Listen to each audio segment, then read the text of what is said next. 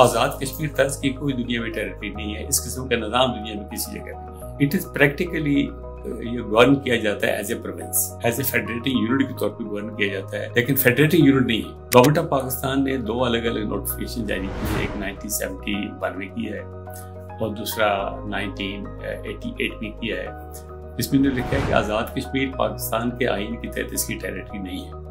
जितने पावर्स भी बाकी सूबों के हवाले से फेडरेशन के पास हैं, उसके कॉरेस्पॉन्डिंगली बाकी सूबों को मरकज में नुमाइंदगी दी गई है। पार्लियामेंट में उनके नुमाइंदे मौजूद हैं, गवर्नमेंट में उनके नुमाइंदे मौजूद हैं। ब्यूरोक्रेसी भी तो हमारे भी हैं, मिलिट्री ब्यूरोक्रेसी भी है, सिविल ब्यूरोक्रेसी भी है। दिस आई डोंट टॉक, क्योंकि ब्यूरोक्रेसी भले मिलिट्री की हो या सिविल की हो, वो ब्यूरोक्रेसी होती है, एक सिस्टम के तहत वो आती है, इम्तहान देते हैं, प्रमोशन होती है, आगे चलते रहते हैं। आज़ाद कश्मीर के अंदर रहने वाले जो लोग हैं वो पाकिस्तान की शहरी नहीं है। आपको हैरानगी होगी बात सुनकर। जो इंडियन ऑक्यूपाइड कश्मीर से हिजरत करके आके पूरे पाकिस्तान में आबाद हो गए वो शहरी हैं पाकिस्तान के। पार्लियामेंट का भी वोट देते हैं, प्रोविंशियल असम्बली का भी वोट देते हैं, आज़ाद कश्मीर की असम्बली का भी वोट देते हैं।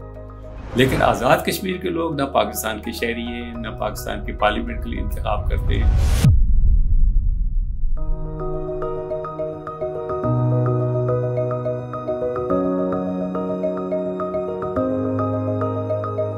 आज़ाद कश्मीर की तरह का दुनिया में कोई इलाका नहीं है, इसलिए इसका आइन जो है ये भी दुनिया के किसी आइन के साथ मिलता ही नहीं है।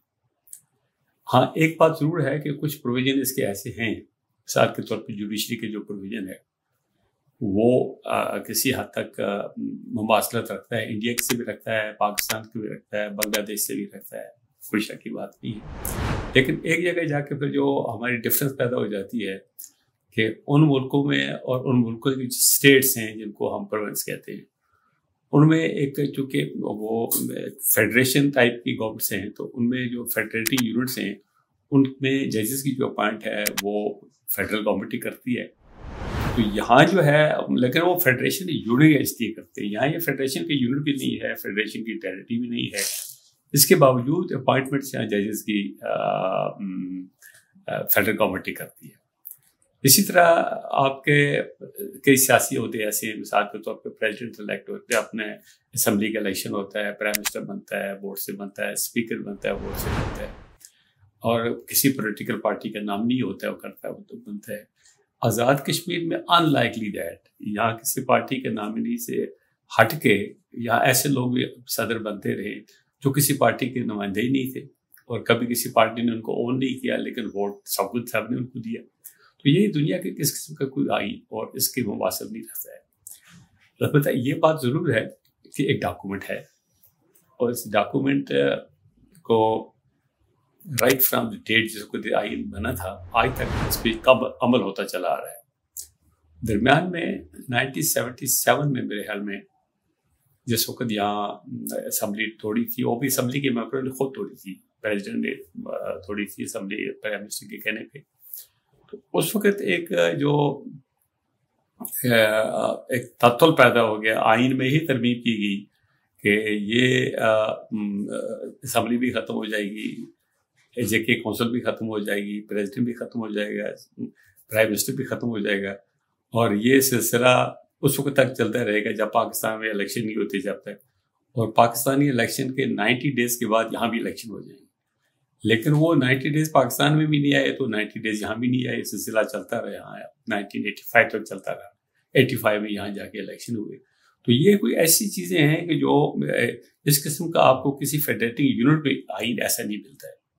It is unlike any other territory to have a constitution like this. Azad Kashmir तर्ज की कोई दुनिया में टेरिटरी नहीं है, इस किस्म का निज़ाम दुनिया में किसी जगह भी नहीं है। इट इज़ प्रैक्टिकली ये गवर्न किया जाता है as a province, as a federating unit के तौर पे गवर्न किया जाता है, लेकिन फेडरेटिंग यूनिट नहीं है। गवर्नमेंट ऑफ पाकिस्तान ने दो अलग अलग नोटिफिकेशन जारी की है, एक 1971 में की है और दूसरा 1988 में किया है। इसमें उन्होंने लिखा है कि आज़ाद कश्मीर पाकिस्तान के आइन के तहत इसकी टेरिटरी नहीं है, लेकिन इसके निज़ाम को एज फार एज पॉसिबल एक सूबे की तरह चलाया जाएगा। अब एक नोटिफिकेशन ओवरराइड कर रहा है सारे कॉन्स्टिट्यूशन को, निज़ाम वैसा ही चल रहा है जैसा सूबे में है, लेकिन जो सूबे के एट्रीब्यूट्स हैं वो इसमें नहीं है। जो सूबे की मतलब स्टेटस होता है वो इसका नहीं है, लेकिन निज़ाम वैसे ही चल रहा है, अकाउंटेबिलिटी वैसी है, और मरकज़ी इख्तियारात जितने भी हैं जो बाकी सूबों के हवाले से मरकज़ के पास हैं, आज़ाद कश्मीर के हवाले से उससे ज़्यादा मरकज़ के पास है। तो ये एक एनॉमलिस सिचुएशन है, इसको ठीक होना चाहिए, कोई शक की बात नहीं है, लेकिन चलता ऐसे ही है। बात यह है कि आज़ाद कश्मीर पे तो ज़रा ज़्यादा पड़ता है, पाकिस्तान की कौमी पॉलिसी पे पड़ता है, कोई शक की बात नहीं है। आज़ाद कश्मीर का मजमूई तौर पे हर एक चीज़ पे पड़ता है। अब यहाँ इसको एक फेडरेटिव यूनिट तरह गवर्न किया जाता है, इसको कोई लोग ये एडमिनिस्ट्रेटिव यूनिट कहते हैं, कोई इसको दिफाई यूनिट कहते हैं, कोई इसको पॉलिटिकल यूनिट कहते हैं। अब है क्या असल में चीज़ क्या है? जो अथॉरिटी, जो अदारा ज़्यादा पावरफुल हो जाता है वो टेक ओवर कर लेता है, take over in the sense के भी वो प्रिवेल कर जाता है सारे मामले में। इसमें आज़ाद कश्मीर इस लिहाज से नुकसान में है कि जितने पावर्स भी बाकी सूबों के हवाले से फेडरेशन के पास हैं, उसके कॉरस्पॉन्डिंगली बाकी सूबों को मरकज़ में नुमाइंदगी दी गई है। पार्लियामेंट में उनके नुमाइंदे मौजूद हैं, गवर्नमेंट में उनके नुमाइंदे मौजूद हैं, ब्यूरोक्रेसी में तो हमारे भी हैं, मिलिट्री ब्यूरोक्रेसी में हैं, सिविल ब्यूरोक्रेसी में भी हैं। दिस आई डोंट टॉक, क्योंकि ब्यूरोक्रेसी भले मिलिट्री की हो या सिविल की हो, वो ब्यूरोक्रेसी होती है, एक सिस्टम के तहत वो आती है, इम्तहान देते हैं, प्रमोशन होती है, आगे चलते रहते हैं। वो हमारे नुमाइंदे नहीं होते, फौज हमारे नुमाइंदा नहीं है, सिविल ब्यूरोक्रेसी हमारी नुमाइंदा नहीं है, वो हमारे मुलाजिम हैं। मतलब है जो मिलिट्री आर्मी एक्ट है या सिविल सर्वेंट एक्ट है, इसके तहत एक रिक्रूटमेंट होती है। हमारे नुमाइंदे तो MNA हो सकते हैं, असेंबली के मेंबर हो सकते हैं, पार्लियामेंट के जो मेंबर है वो हो सकते हैं, वो नुमाइंदगी हमारी नहीं है मरकज़ में।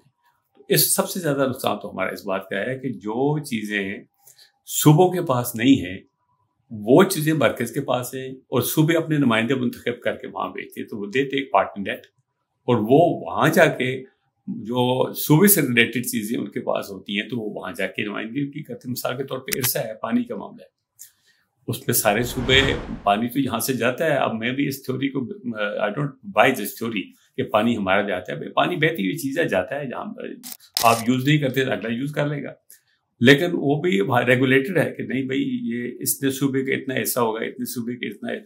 आज़ाद कश्मीर का कोई हिस्सा ही नहीं है। अब जब हम कहते हैं कि हम भी पानी दे दें, कहते हैं नहीं जी, सिंध वाले एतराज़ करते हैं, फलां वाले एतराज़ करते हैं। तो अगर मैं वहाँ बैठा होता, आप बैठे होते, कोई और बैठा होता, जो इरसा में बैठे होते हैं, काउंसिल ऑफ कॉमन इंटरेस्ट में बैठे होते हैं, वो उसके बारे में बोलते कहते, तो हमारी तो कोई नुमाइंदगी नहीं है। That way we are suffering वाले। इसी तरीके से आप अपॉइंटमेंट्स बहुत सारी होती हैं, जुडिशरी के अपॉइंटमेंट से, सिविल ब्यूरोक्रेसी की, या जो डेपुटेशन होती है, या जिसको आप लैंड ऑफिसर कहते हैं, वो होते हैं, वो गवर्नमेंट ऑफ पाकिस्तान भेजती है। उन पर हमारा कोई कंट्रोल नहीं होता है।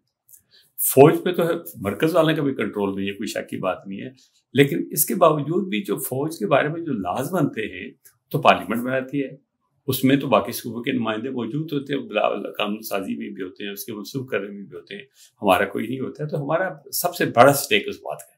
आज़ाद कश्मीर का जो आइन इस वक्त मौजूद है इसको थोड़ी सी कता बरीद के साथ इसको एक प्रोविंशियल टाइप कॉन्स्टिट्यूशन बनाया जा सकता है। वो इस तरीके से जो चीज़ें पाकिस्तान के कॉन्स्टिट्यूशन में प्रोविंसेस के बारे में लिखी गई हैं उनको आज़ाद कश्मीर की कॉन्स्टिट्यूशन में डाल दिया जाए, उसके मुताबिक ढाल दिया जाए आज़ाद कश्मीर, जिस तरह बाकी प्रोविंसेस के। मिसाल के तौर पे हिंदुस्तान में उसकी मिसाल आपको दूंगा कि अभी ये जो अपना अगस्त 29 का जो 2019 का जो इंडिया ने स्क्रैप किया आर्टिकल 370 और 35A, उसमें यह था कि कश्मीर का अपना कॉन्स्टिट्यूशन था, और वो कॉन्स्टिट्यूशन बिल्कुल उस चीज़ का चरवा था जो बाकी इंडियन स्टेट्स का कॉन्स्टिट्यूशन ऑफ इंडिया में मौजूद था। तो उनका उस कॉन्स्टिट्यूशन में नहीं था, कहा यह जाता था कि हमारा अपना कॉन्स्टिट्यूशन है, हालांकि उस कॉन्स्टिट्यूशन में सिर्फ इंडिया के कॉन्स्टिट्यूशन के सारे प्रोविजन उसमें मौजूद थे, लेकिन authority state of Jammu and Kashmir की थी। इसी तरीके से इसका आसान सा हाल यही है कि आज़ाद कश्मीर के जो मौजूदा कॉन्स्टिट्यूशन है इसको विद सूटेबल अमेंडमेंट्स वैसा रख दिया जाए, लेकिन जो इसको मरकज़ में पार्लियामेंट में नुमाइंदगी होगी इसकी, तो उसमें फिर ये होगा कि हमारा इरसा में भी नुमाइंदगी होगी, काउंसिल ऑफ कॉमन इंटरेस्ट में भी नुमाइंदगी होगी, हमारे जो बाकी बस ये जो आपके गैस के प्रोडक्शन है, इलेक्ट्रिसिटी की प्रोडक्शन है, तो ये काउंसिल ऑफ कॉमन इंटरेस्ट है, इस किस्म की जितनी चीज़ें हैं उनमें हमारी नुमाइंदगी होगी, तो ये कर दें। अब इसके खिलाफ आर्गूमेंट ये दिया जाता है कि ये डिस्प्यूटेड एरिया जो तो नहीं हो सकता है। डिस्प्यूटेड एरिया जरूर है, कोई शक की बात नहीं है, लेकिन हुकूक तो डिस्प्यूटेड नहीं होते ना, हुकूक तो अनडिस्प्यूटेड। अब यूनाइटेड नेशन के चार्टर देखें, हुकूक हर एक आदमी के, हमारे भी हुकूक हैं। जब तक मसला कश्मीर का हल नहीं होता है तब तक हमें वो हुकूक दे देनी चाहिए, वो स्टेटस दे देना चाहिए जो हमारे बाकी काउंटर पार्ट्स को पूरे पाकिस्तान में मौजूद है। जैसे इंडिया ने किया था, डिस्प्यूटेड वो भी था, लेकिन उन्होंने उनको स्टेटस दिया था जो बाकी सारे इंडियंस का था। उससे कश्मीर के मसले को तो कोई रख नहीं पड़ता है, हिंदुस्तान को खराब कर रहा है, उसको कोई शक की बात नहीं है, लेकिन डिस्प्यूट तो अपनी जगह मौजूद है। लेकिन लोग भी they have been brought at par with the rest of Indian nation. अब हम we are not at par with the rest of the Pakistani nation, though we are Pakistanis. हमारे हम में से किसी का ऑप्शन इंडिया नहीं है, लेकिन we are not take this accepted like that. Azad Kashmir के अंदर रहने वाले जो लोग हैं वो पाकिस्तान के शहरी नहीं है। आपको हैरान भी होगी बात सुन के। जो इंडियन ऑक्यूपाइड कश्मीर से हिजरत करके आके पूरे पाकिस्तान में आबाद हो गए हैं, वो शहरी हैं पाकिस्तान के। वो पार्लियामेंट का भी वोट देते हैं, प्रोविंशियल असम्बली का भी वोट देते हैं, आज़ाद कश्मीर की असम्बली का भी वोट देते हैं। लेकिन आज़ाद कश्मीर के लोग ना पाकिस्तान के शहरी हैं, ना पाकिस्तान के पार्लियामेंट के लिए इंतखाब करते हैं। हमारा तो शहरीत के हवाले से कोई स्टेटस नहीं है। ये बात ज़रूर है कि हमें नेशनल आइडेंटिटी कार्ड पाकिस्तान के हवाले से जारी होता है। वो तो एक आप समझ लें आपकी आइडेंटिटी है, वो आपकी नेशनलिटी नहीं है। आपका पासपोर्ट जारी होता है, वो भी एक आइडेंटिटी है आपकी। यहाँ तो हमने अफगानी को भी पासपोर्ट दिए, फ़लस्तीनी को भी पासपोर्ट दिए, मेरे ख्याल में बर्मा जो आप रोहिंग्या वगैरह आए तो उनको भी पासपोर्ट दिए। इस तरह हमें भी पासपोर्ट मिलता है। और ये आप बेहतर जानते हैं इसको कि आज़ाद कश्मीर के लोगों के पास ऑप्शन तो पाकिस्तान ही है ना। मुझे समझ नहीं आती कि क्यों हमारे सियासतदान भी इस पे चुप करके बैठे हुए। पाकिस्तान का जिसका ज़्यादा बहुत सारी चीज़ें स्टेक पे लगी हुई है, वो भी चुप करके बैठे हुए, सर तोजह नहीं देते हैं। तो ये इस तरीके से हल हो सकता है, कोई मसला नहीं है इसका। उसमें कश्मीर का मसला जब हल हो जाएगा तो ये जो इस वक्त तक अरेंजमेंट है इसको ये ख़त्म हो जाएगी, ये अरेंजमेंट शुरू हो जाएगी। धन्यवाद।